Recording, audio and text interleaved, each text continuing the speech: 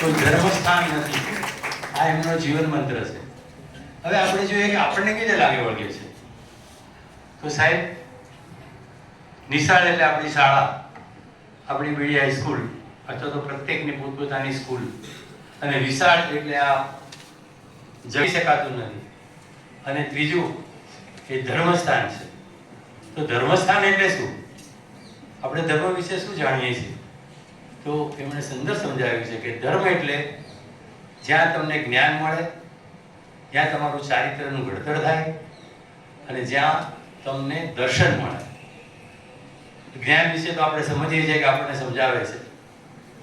ચારિત્રનું ઘડતર એ પણ આપણને ખબર છે કે આપણે શું કરવાનું છે. અને દર્શન એવી વસ્તુ છે કે જે આપણને જીવનમાં ડગલે ને પગલે સમજ આપે છે કે આપણે જે બી કામ કરી રહ્યા છીએ તે ન્યુટ્રલ છે, વ્યવસ્થિત છે અને ધર્મને આધીન છે. તો આ જ્ઞાન, દર્શન અને ચારિત્રનું એમણે જે સુંદર નિરૂપણ એમાં કર્યું છે એ બદલ હું એમને ખૂબ ખૂબ આભાર આપું છું.